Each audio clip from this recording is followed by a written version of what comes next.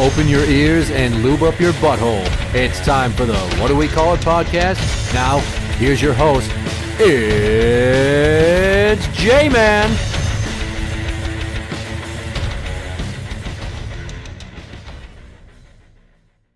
Welcome to the What Do We Call It podcast. I'm Jmann. And I'm number one fan, Tim. Odd topic here. If somebody mischaracterizes you by choosing the wrong word, term, or nomenclature, does that bug you? No.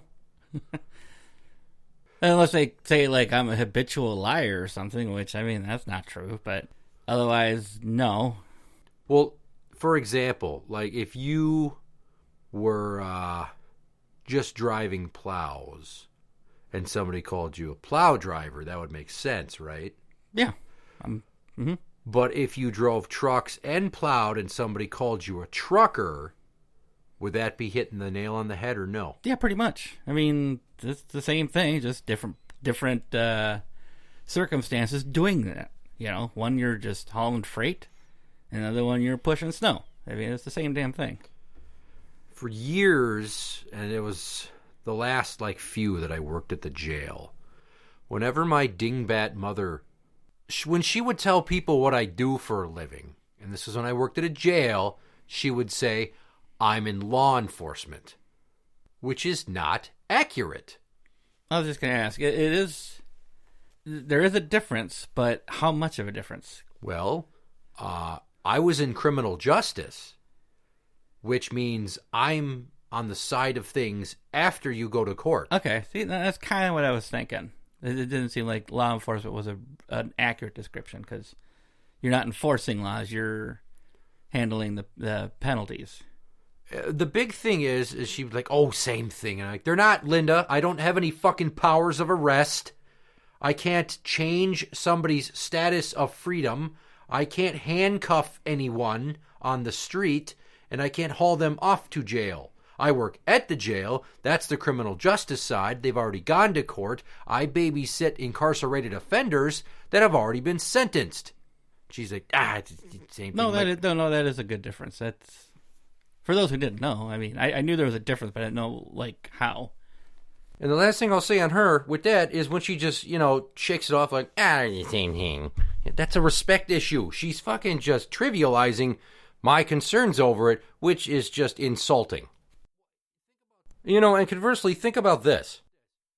A big thing in our country, come Veterans Day, is these asshats that put on uniforms they get from fucking surplus places and act like they're in the military to get free discounts. Yep, stolen valor. Yeah, that's actually illegal. Yes.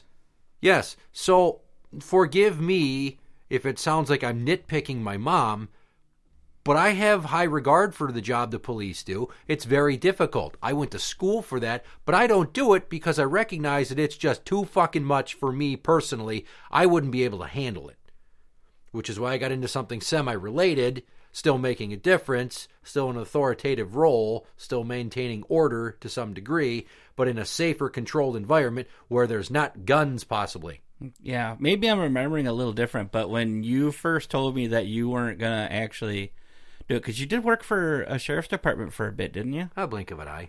Okay, yeah. Hated it. But I think you it. told me you did not like the idea of dealing with the worst people on a daily basis. Yeah, which obviously I should have thought of that before I got the job, and I applied for it, and then I thought, I don't think I really want to do this. And it really hit me when I went to go get fitted for my ballistic vest. And I'm sitting there trying them on at the uniform store, and I'm looking in the mirror, I'm like, this does not feel right. Which should have been a huge fucking light bulb going off my head, but I was already in the hiring process then. I wanted to not take that job, but my parents, really pushed me and said, if you don't do this, you're going to regret it the rest of your life and always wonder. And it's like, I'm not. I'm fucking not. I'm not wired that way. It's not like, oh, there was this beautiful girl and we were really close, but I never told her I loved her. Oh, what could have been? It's not like that. Yeah, it's a wee bit different. Oh, I'm not going to have to go and drive for fucking 12 hours a day just for my shift and then add in my commute. And the whole time I got this gun strapped to my fucking hip. And I'm not a gun guy. But I have to worry about people trying to rip that sumbitch off my hip if we get into a tussle? No, thank you. I always did wonder when you told me you were doing the training and all that. It's just like, you? And I remember, I think another conversation we had about it was you were saying, like, some of the best police officers out there who kind of are more effective at the job are people who cause trouble and stuff like that, because they kind of know how the mindset is and kind of how it works. And, I mean, you weren't like a criminal by any chance, but you were a troublemaker. I'm a rascal. Rascal. There we go. Well, it is true that if you want to understand the criminal element, you should at least be a little bit of a shithead. And like this guy I worked with at the jail, who once upon a time ago, we're sitting down talking, and he's getting interviewed for a police job. I'm like, so what are you going to do if you get into a fight with somebody in the street? He's like, well, obviously I'm going to kick their ass. And I asked him, how many fights have you been in your life? Well, none. And he looked at me stunned that I would assume he'd been in any. And I just said to him, how do you know how hard you have to hit somebody if you yourself have never fucking taken a punch? You've never been in a fight. You don't know what hand-to-hand combat is outside of the controlled environment of a training facility or on gym mats, bro. It's not like that if somebody's high as a kite and has fucking super meth strength and they're trying to kill you to avoid apprehension. You're not going to be patty caking around and say, oh, time out, I got a cramp. Ow. Yeah, these are all kind of things I kind of brushed on, you know. I didn't go into that kind of detail with my thought process, but I mean, when I was a kid, I wanted to be a police officer. I don't remember if I ever told you that. And I thought about it, and I was just like, you know, I'll go to the schooling and everything. But the more I thought about it, even part of it was the girl I was with at the time didn't want me to do it. She didn't want to get that 2 a.m. phone call. But again, the more I thought about it, it's like, I'm not a fighter. I can't fucking brawl it out, hand-to-hand combat. I'm not good at it. And I'm the opposite, where I have a temper and I like to hurt people sometimes when I get angry. So if you start a fight with me, I'm going to finish it, and it might be final.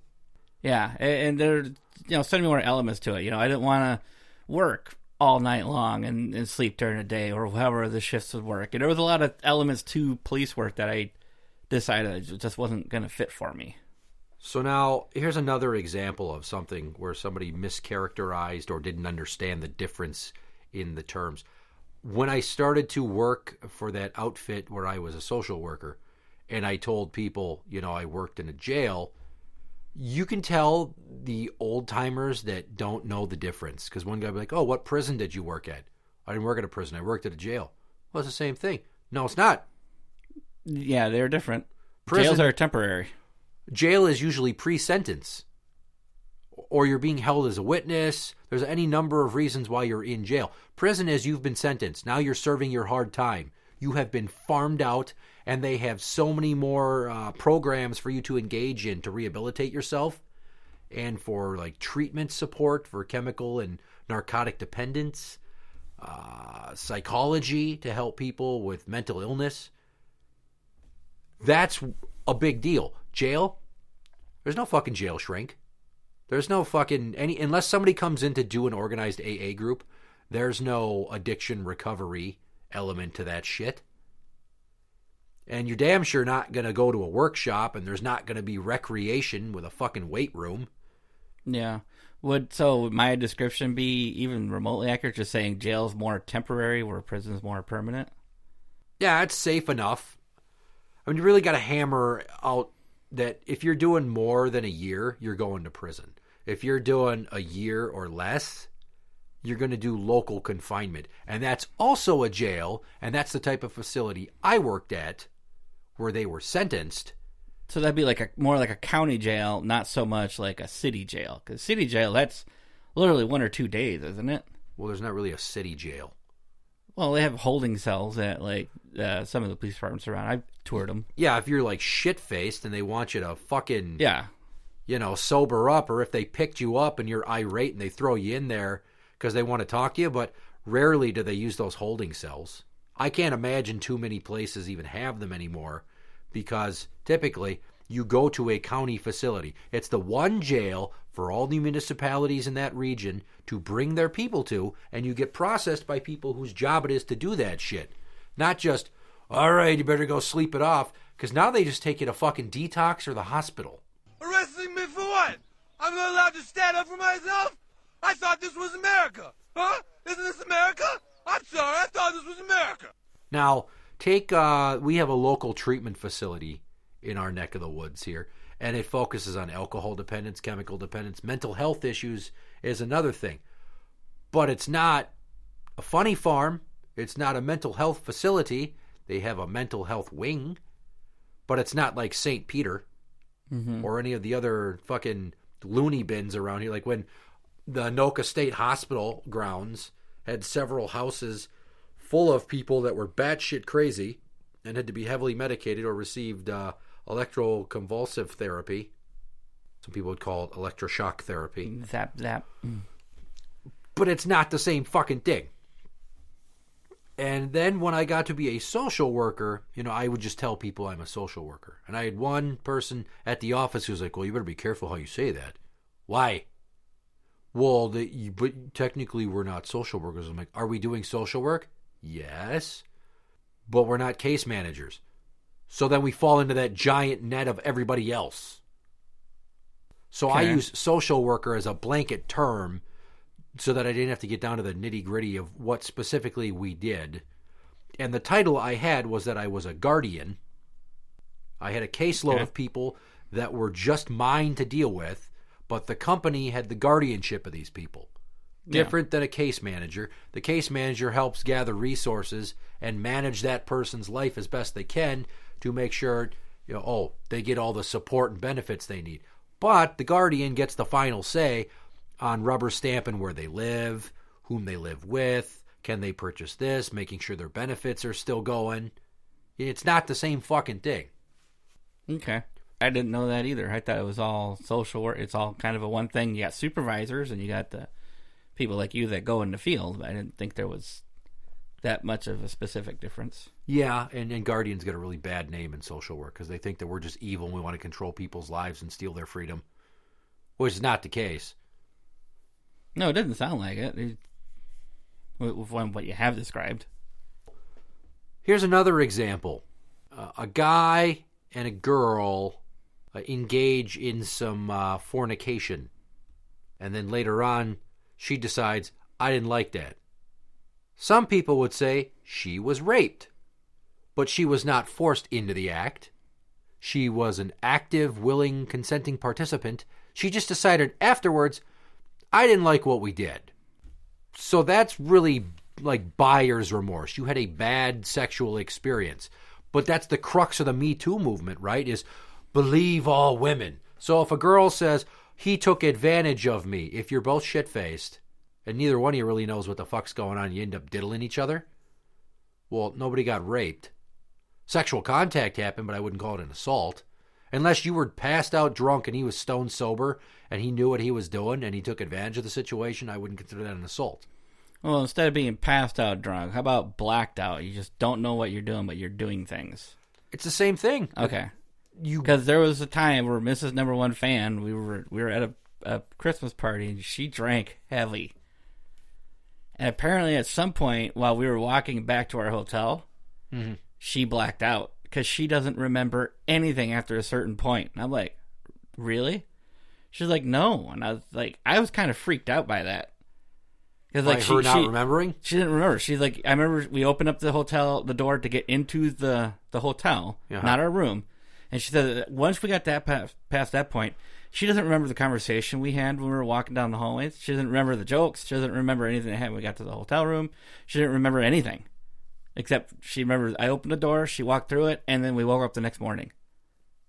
Because there was like a whole other hour of conversation and jokes and everything, just, topping off the evening. Yeah. That she doesn't remember. So I was just like, holy Jesus. Like, I've never been blackout drunk. Yeah. I've been really drunk, but I've always known what I was doing. Well, that's the key element there. And the point I'm driving with this episode, devil's in the details. Like, you've worked road sign crews. Mm-hmm. But have you ever worked on actually laying the pavement? No, not to any real extent, no. Signs and striping, right? Signs and striping, yep. So if somebody saw you working and said, oh, I saw Tim on the road. He's a construction worker. No, you're not. Not really, no. See, and some things that you just let slide, but other things, like the important distinction between my mom telling people I'm in law enforcement. I'm not a cop. I don't want people to think I'm a cop. I don't want somebody who might be related to a cop to take that and be like, why the fuck is she claiming that he's in law enforcement when he's not? What the fuck? He's not a cop. Like, people get really amped up about that shit. Mm-hmm. Yeah. So here's one that's hit close to home recently, is as I've been looking for new work, and obviously I don't have medical and dental insurance on my two with The Beast. but they were dually insured, so they still have county MA.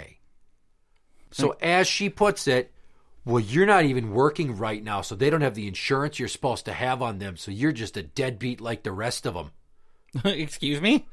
That's really fucking insulting, How and is I she want to still punch you alive? in the windpipe because I have paid you your child support check every month for the last 5 fucking months when I have had those kids 95% of the goddamn time. In my eyes, you owe my ass $1,200. How is she still fucking alive after saying something like that to you? That'd be like my ex saying something like that to me. And he's like, excuse me, I have them 28 out of 31 days. Don't you dare fucking call me a deadbeat. At least I have a fucking bed at my house.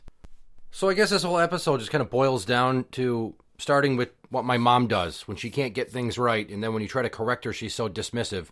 And then how many times I've had to make the whole prison versus jail debate. And then, yeah. Little bit of nitpickiness, I guess, with this one. A little bit. But hey, that's fine. People need to know the differences of this stuff. Interact with the show on Twitter at What Do We Call It? That is at What Do We Call It? You can find us on Facebook at facebook.com/group/What Do We Call It podcast show. For the What Do We Call It podcast, I'm Jmann. And I'm number one fan, Tim. And that's the end.